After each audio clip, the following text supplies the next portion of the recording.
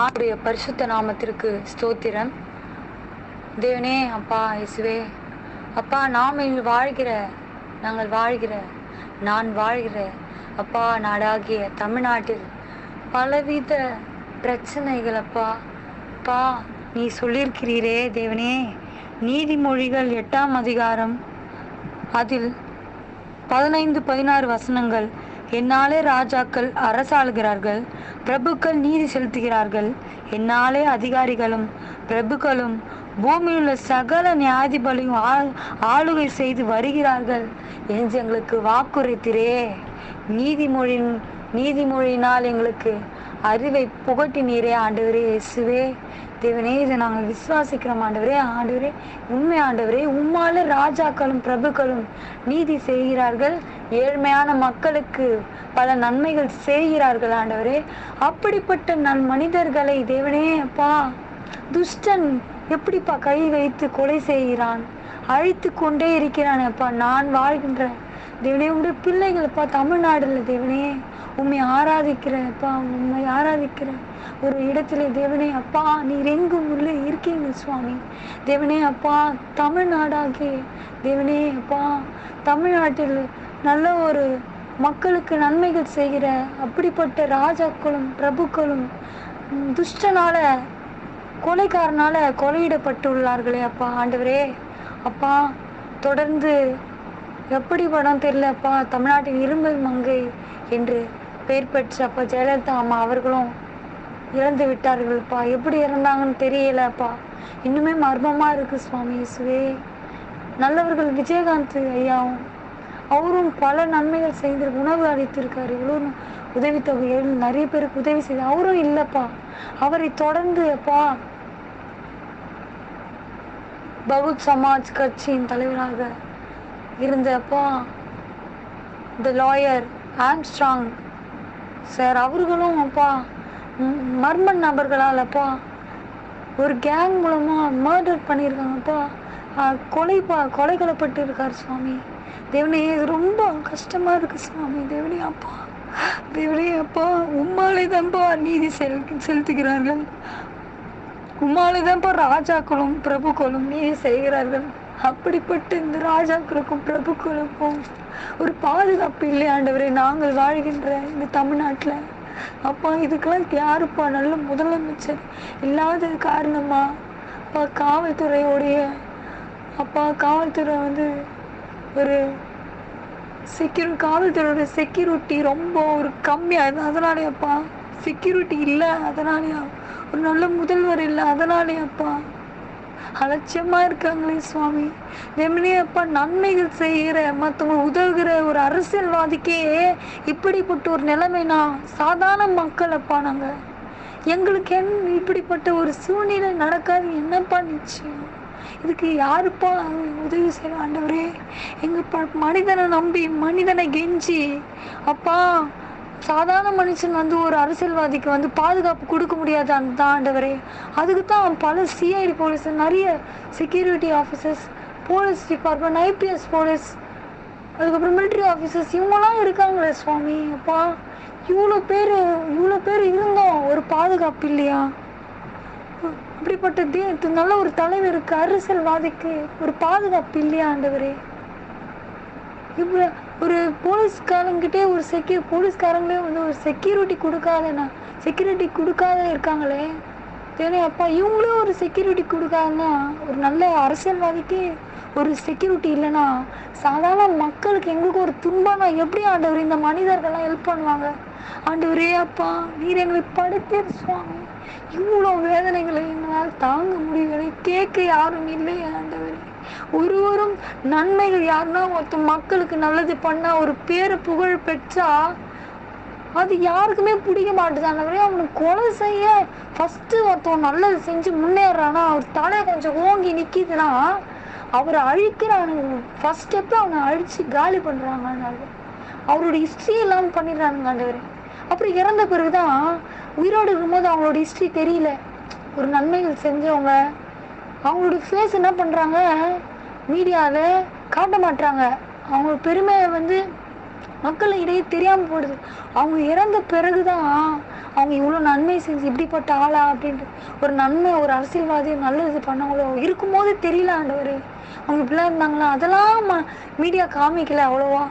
அவங்க இறந்த பிறகு அவங்க அவங்க உயிரோடு இருக்கும்போது திடீர்னு அவங்க ஒரு ஆபத்துல காப்பாற்ற இங்க யாருமே, ஒரு செக்யூரிட்டி யாருமே இல்லையா ஆண்டவரே. இறந்த பிறகுதான் ஒரு தலைவனை தொலைச்சிட்டோமே. ஒரு அலட்சியமா இருந்து ஒரு பாதுகாப்பு, அவரு பாதுகாப்பு வேணான்னு சொன்னாலும் உங்களுக்கு எங்க போச்சுங்க புத்தி? அவருக்கு பாதுகாப்பு கொடுக்குறது உங்களோட கடமை இல்லையா? அவர் தமிழ்நாட்டை சேர்ந்தவர் தானே, அவரும் ஒரு லாயர் தானே. ஒரு லாயருக்கே இந்த ஒரு நிலைமைனா நாளைக்கு சாதாரண மனுஷங்க நாங்க. ஒரு பெண் பிள்ளைக்கு ஒரு பாதுகாப்பு, ஒரு ஆண் மனிதனுக்கே, ஒரு ஆண் பொறுப்புல இருக்கிறவரே, ஒரு அரசியல்வாதிக்கு, ஒரு லாயருக்கு இந்த நிலைமைனா பெண் பிள்ளையா இருக்கிறேன்னா எங்களுக்கு என்னங்க இங்க ஒரு சேஃப் இருக்க போகுது? ரொம்ப கஷ்டமா இருக்குன்னா இது தமிழ்நாடா இல்ல சுடுகாடா? தமிழ்நாட்டுல வாழங்க மனிதனா இல்ல மிருகமாங்க? ஆண்டவரே, இந்த நாட்டுல படைக்கிற ரொம்ப கொடுமை அனுபவித்தா ஆண்டவரே. தேவனே, யார் ஆண்டவரே எங்களுக்கு ஆதரிப்பா? தேவனே, உம்மிடத்தில் சமர்ப்பிக்கிறோம் சுவாமி. உம்மிடத்தில் அழுகிற தேவை மனிதனிடத்தில்தான் ஒன்றுமே வரப்போகுது, ஒன்றுமே கிடையாது. அலட்சியமா எண்ணுகிறான், ஒரு உயிரையும் அலட்சியமா எண்ணுகிறானே சுவாமி. ஒரு உயிரை நீர் படைத்து நீர் உருவாக்குகிற சுவாமி. பல நன்மைகளுக்காக நீர் உருவாக்கி கொண்டே இருக்கிறார். ஆனா நன்மை செய்கிறவனை அந்த துஷ்டன், மோசமானவன், திருடன், கொலைக்காரன், எல்லாரையும் கொலை செய்து கொண்டே இருக்கிறான் ஆண்டவரே. நல்லவங்க அழிந்து கொண்டே இருக்கிறாங்களேப்பா, கெட்டவன் ஒண்ணு கொலை பண்ணினே இருக்கானே ஆண்டவரே. இதுக்கெல்லாம் ஆண்டவரே சரியான ஒரு பதிலுக்கு பெரிய ஒரு அக்னி ஜாலை அவன் மேலே வர பண்ணி அவனை அழித்து விடுகிறார் இயேசு நாமத்தில். அப்பா, இன்றைக்கு நான் ஜெபிக்கிறேன் சுவாமி. தேவனே, நான் வசிக்கும் தமிழ்நாடு மட்டுமில்ல ஆண்டவரே, ஒட்டுமொத்த இந்தியா மட்டுமில்ல, உலகம் எங்கும் தேவனே அப்பா, தேவனே உம்மால ராஜாக்களும் பிரபுக்களும் ஆளுகை செய்கிறாங்க சுவாமி. அப்படிப்பட்ட உம்மால் வருகிற மக்களுக்கு நன்மை செய்கிற தலைவர்களை தேவனே அப்பா, எந்த துஷ்டம், எந்த கோயம் காலமும் தொட்டாத பிறகு நீ பாதுகாக்க முடியாது. நான் ஜெபிக்கிறேன் ஆண்டவர். அப்பா, நாங்க நல்லதை செய்யறேன்ட்டு நாளைக்கு நாங்களும் எழுந்தாலும் எங்களை கூட அழிப்போம் ஆண்டவரே. எங்களுக்கு அந்த அரசியல் தேவையில்லை ஆண்டவரே. அப்பா, நாங்க அரசியல் ஈடுபட வேண்டாண்டவர், அது எங்களுக்கே பாதுகாப்பு இல்லை ஆண்டவரே. நாங்க ஒரே ஒரு ஆண்டவர் தேவனே, உங்களுடைய பிள்ளைகள் ஒரே ஸ்டெப் நாங்க எடுக்கணும், பிரேயர் தான் ஆண்டவரே. முட்டி போட்டு அழுகுறோம் சுவாமி. தேவனே, உங்களுடைய தேசத்திற்கு ஒரு பாதுகாப்பு வேண்டும் ஆண்டவரே, பாதுகாப்பு வேண்டும் ஆண்டவரே. எங்க ஆண்டவர், யார் ஆண்டவரே உதவி செய்வார்? நல்ல உதவி செய்யற மக்களை அழிந்து கொண்டு இருக்கிறாங்களே சுவாமி. பெண் பிள்ளைக்கு ஒரு பாதுகாப்பு இல்லையே, எல்லாரும் அழிந்து கொண்டு இருக்கிறாங்க அப்பா. ஒரு நல்லது செஞ்சால் போதும், அவரு உயிரோடு விட மாட்டாங்க ஆண்டவரே. அப்ப நல்லது செய்யறவன் இருக்க கூடாதுன்னா அப்ப கெட்ட வந்தவனுக்கு நான் ஆபத்து வராதா? இதை சொல்ற, யாரு என்ன நல்லவன் அழித்து கொண்டே இருக்கிறானோ அவன் எல்லாம் பாவத்தின் தலைமலை சொந்து நீ மேல வரும்போது ஆண்டவர் உன்னை அக்கினி தீயிலே உன்னை சுட்டி இருப்பது நிச்சயம். நீ செய்கிற ஒரு நல் மனிதனை, எப்படிப்பட்ட ஒரு ஏழையா இருந்தாலும் சரி, பணக்காரங்க இருந்தாலும் சரி, ஒரு அரசியல்வாதியா இருந்தாலும் சரி, அவர்கள் நல்லவர்களால் இருந்தன்னு தேவையில்லாத அவர்களை கொலை செய்தான்னு வச்சுக்க, உங்களை நீ அழிச்சிடலாம். எல்லா மக்கள் நல்லவங்களும் அழித்து கொண்டே வரலாம். நல்லவங்க எல்லாத்தையும் அழிச்சிட்டு கெட்டவனும் கொலை செய்யறவனும் துஷ்டனையும் நீ பக்கத்துல கோட்டை கட்டின்னு போயினே இருக்கலாம். ஆனா நீ இறந்து மேல ஒரு இடம், ஒரு நித்திய ஒரு ராஜ்யத்துக்கு நீ வரும்போது நீ நல்லது பண்ணாதான் உனக்கு ஆண்டவரு அந்த ஒரு பரிசுத்த ஸ்தலத்துல சேர்ப்பாரு. நீ யாரா இருந்தாலும் சரி, ஒரு நல்ல மனிதர்களை கஷ்டப்பட்டு அவனை அழித்தன்னா சும்மா விட மாட்டான்.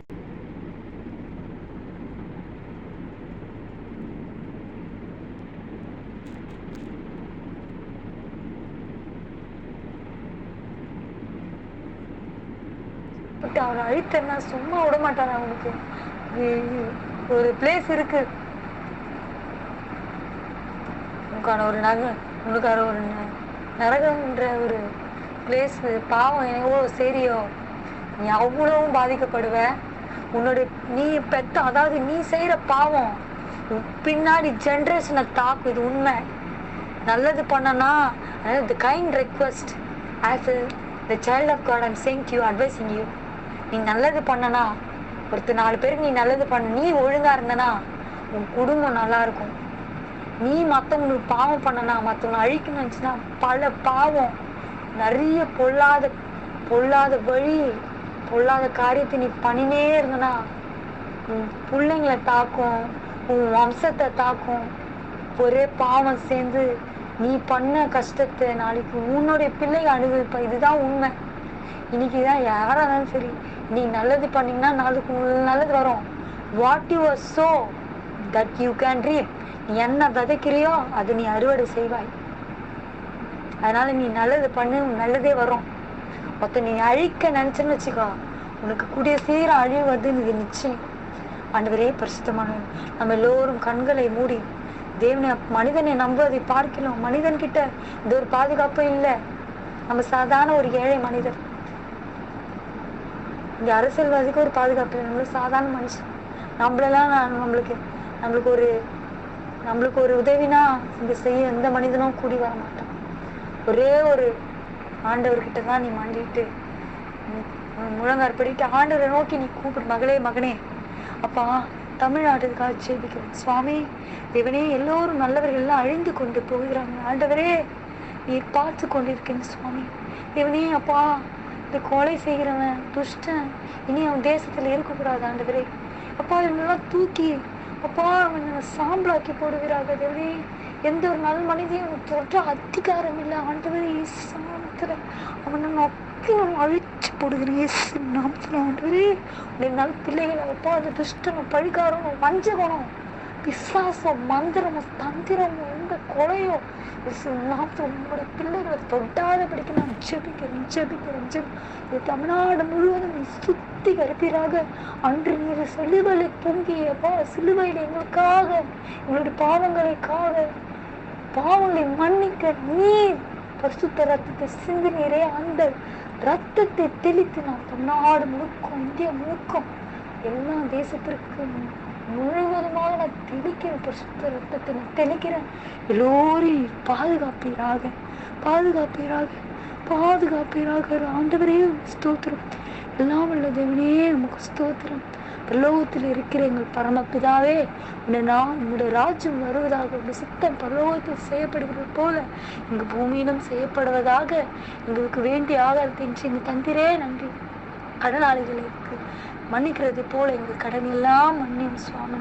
எங்களை சோதனைக்குட்படாமல் எங்களை தீமை நின்று ரட்சித்துக் கொள்ளும் ஆண்டவரே. ராஜ்யமும் வல்லமையும் மகிமையும் என்றென்றைக்கும் உம்முடையவர்களே. ஆமென்.